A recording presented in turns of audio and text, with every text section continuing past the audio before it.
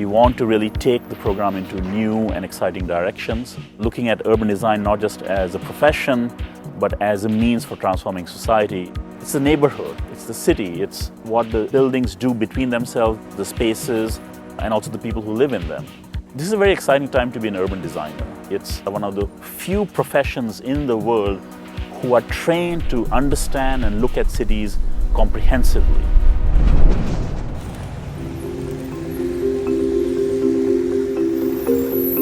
Urban design kind of takes elements from lots of different disciplines. It combines elements of architecture, urban planning, sociology, politics, economics. You learn to deal with things in different ways. You definitely feel like you're learning something very new. It's not just designing a new neighborhood, but designing a neighborhood that will actually help transform people's lives, whether it's providing employment, providing better education, providing better recreational facilities. It's also very much about understanding the social and political context of design interventions as well. Going from architecture to urban design, you increase the scale and then you get a different type of problem. Who does it serve? What does it provide? How can you find it? How accessible is it really? And what might it otherwise have been? The MA in Urban Design at Cardiff has had a very good reputation for many years. We have an excellent group of students. It's one of the largest programs of its kind in the world.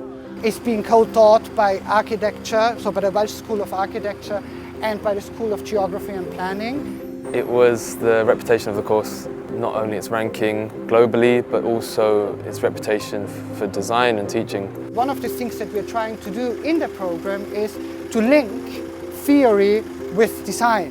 So it's very much about the relationship between the two. What can we learn from theory, but also how can we engage with theory in a critical way?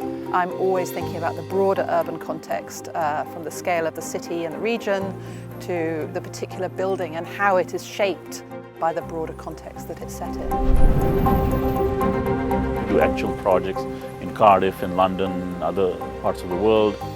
It's been a really diverse set of modules that I've enjoyed thoroughly.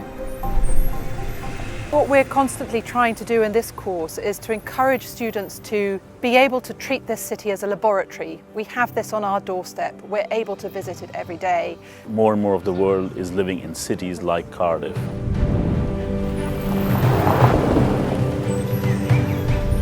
There's some really lovely neighbourhoods around that have really nice neighbourhood centres where you can kind of see those urban design principles that we're learning in practice. You find multiculturalism, you find trade, you find multiple languages. Cardiff offers the opportunity to think about how regeneration has progressed, how we might critique that. Tiger Bay was the first community where people who worked on the ships would come into Cardiff. I think some people call it the first multicultural community in the UK. Students can look closely and understand this place as well as learn from other places and look at other precedents from around the world. It's wonderfully complex, wonderfully challenging, but I think that's where our creative thinking, critical thinking really comes in. I think as human beings we are capable of doing so much more than we realize.